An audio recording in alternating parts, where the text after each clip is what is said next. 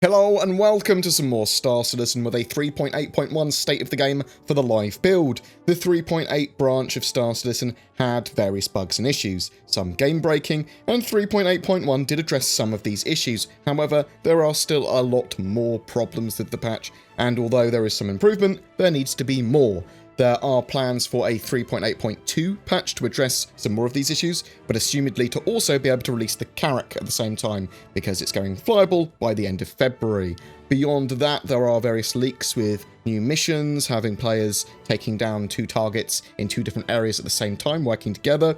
New commodities, Quantanium for quantum fuel being one of them, lots of narcotics for smuggling that have been added. We're not sure where those sort of like new items and things and missions and stuff will land, if they're going to be in 3.8.2, 3.9 or later. 3.8.1 did add medbed gameplay, allowing medical beds to be used in the 890 jump and Cutlass Red at the moment. They can be set as spawn points, as well as stations that you can heal at. The Carrack should have its medbay operational as well in 3.8.2. They have limitations, though, those medbeds. So the ship has to exist still, it can't be despawned or destroyed, and you have to be able to be within 4 million meters of the ship when you die, otherwise you'll spawn at a landing zone. Platform persistence. So this is something that the 3.8 branch is supposed to bring more readily into the game. This takes the form of CIG being able to more easily have progression of Alpha UEC and purchases and ships and items and all that sort of stuff, and characters progress between patches, so your data's saved between every patch. However, we've actually had loads more resets recently than I would have expected, and 3.8.2, I would expect to have another reset again because of the Lunar envelope money printer exploit, but also there's other reasons that CIG might want to have a reset. Alpha UEC exploits, bugs, database issues, that can all cause CIG to reset, as can CIG just wanting to test stuff. At the moment, I wouldn't actually expect, in my opinion at least, anything to come of platform persistence until the earliest after 3.9 launches now. It's just that there seems to be too many issues in the 3.8 branch for them to know if they're going to reset next patch. And even when we have a more stable patches and them keeping progression between patches, there's still going to be resets sometimes. Some major fixes were done with rental ships now remaining after you relog, which is a great fix from the 3.8 branch. Rentals are much more accessible again. Well, we'll talk about some bits of that in a minute. You can climb ladders with boxes again, at least I was able to. You now get the appropriate amount of Alpha UEC you're supposed to start with, and well, at the moment they might change that again in the future.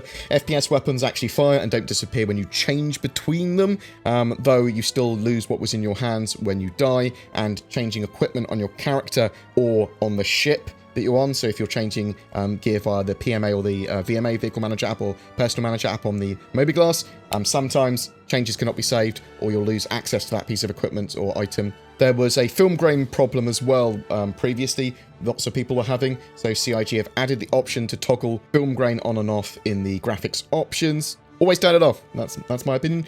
More generally, there was lots of fixes for ships, universe traversal, mission accessibility and completion. Lots and lots of good fixes there.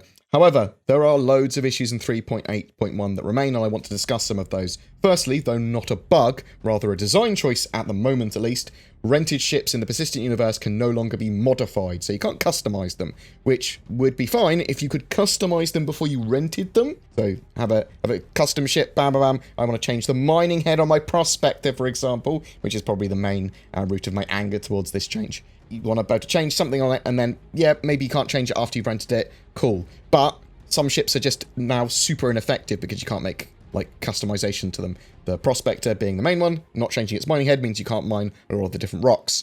Some combat ships are obviously going to be felt really left wanting as well now. CIG have acknowledged that there's lots of feedback on that, and lots of people don't like it, whatever, so they're looking at it at the moment. But some of the reasons that they might want this in the game, in some form at least, is at the moment people were like moving items off rented ships and putting them on other ships that they owned to get items much more cheaply. That was causing database issues as well. That wasn't intended in the first place, that sort of stuff. Major issues for me in the current patch, though, are hit reg and desync. Playing with a group is reasonably hard when members aren't where they appear to be, and if you're like having someone man a turrets, it might not be in the direction it's shooting, it might look like it's shooting in a random direction, it's a bit weird.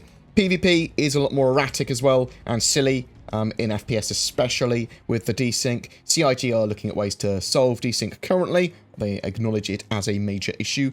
There were lots of fixes with the mole, but there are still many issues with it. Asteroids as well often disappear when mining them. Shield holes are still there on certain ships. I'm not expecting proper fixes for that until the new shield systems update in 4.0 though. They might put something in place sort of like as a placeholder.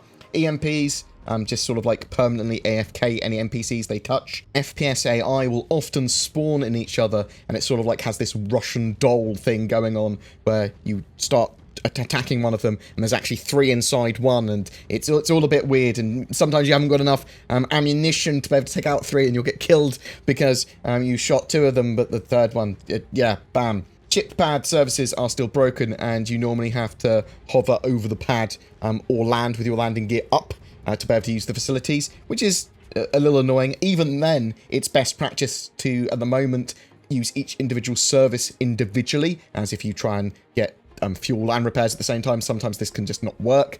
Some people are having issues with their ships being destroyed and then not being able to spawn them again. There's ghost trains and broken elevators in some areas of the game that can block movement, and you have to like relog or move terminals and things like that. Servers that degrade over a bit of time or have low tick rates, they may have the AI going a bit derpy.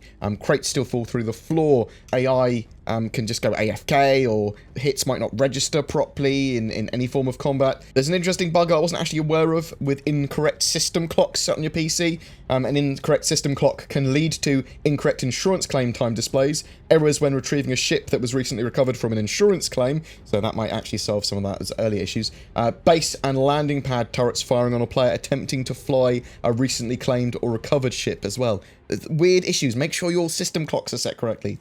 There are some major issues with players disconnecting on loading, getting infinite loading screens, and these problems and disconnects seem to actually clear up over time, but obviously it's not great. They have fixes in mind for this in 3.8.2 already. CIG have acknowledged all of those bugs to some degree, which is good, though we don't know what's prioritized, what will be fixed for 3.8.2, what will be fixed for 3.9 and thereafter. Beyond those, CIG are also investigating some other issues. The 3D ship radars, which are supposed to be a globe, are sometimes showing up as a D20. Crusader routing OM1 takes you through Stanton's star for some reason. It goes, go this way, which is weird. Issues with mining and rocks vanishing, as I mentioned earlier. High CPU utilization. Heavy pirate AI spawning around major stations.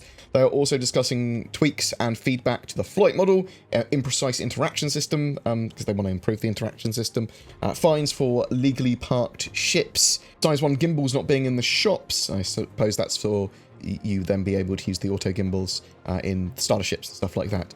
General star map and quantum travel issues as well. For me, the 3.8 branch had some cool stuff in it, but it has a lot of disappointment. Staggered development has yet to pay dividends. Patches are more of the same at the moment. Yes, there's a good amount of progress, but there's still a ton of bugs, which CIG did say they would try and iron out before release now with that staggered development model. However, Star Citizen remains very much an alpha, something that I hope can feel a bit more mainstream later this year. That, for me, requires a bit more playability without game-breaking bugs, without those crashes, without things that go, I can't complete this mission, and hopefully a little bit more persistence. I would like persistence between patches where possible. That would really make Star Citizen a lot more playable for me. That said, I'm loving Star Citizen despite its bugs, but I am looking forward to when I can play it a bit more easily with a group without an issue, because the best way to play Star Citizen, in my opinion, is with a large group of people, with an organisation. You can play hundreds and hundreds and hundreds, if not thousands of hours now in each patch rotation, each major patch, just with the right group of people. And the sandbox that they give you is really cool, but some game-breaking bugs do ruin that for some people sometimes. But what do you think? Have you been playing 3.8.1? What are your experiences? Has the build been plagued by bugs for you? Or are you loving this build? Did you have your bugs solved with this patch that you had previously? Are you looking forward to 3.8.2 or 3.9? Whatever your thoughts, I'd love to hear from you in the comments below. February 2020's giveaway is for a Cutlass Black and upgrade to a Cutlass Red as well, which you can apply separately, and a Star Citizen game package with that. So you don't need to own Star Citizen already. This is the full shebang. All you need to do to be in for a chance to win that is just comment on any of my videos made during this month. There are the full details in the description below. I'm a massive shill for a couple of services that you might find useful. NordVPN, they provide an affordable VPN service that provides many improvements over a free VPN. I use them. They have a huge range of servers, allowing you additional safety, security, and help you get access to content. It's usable while you're playing games or streaming or whatever.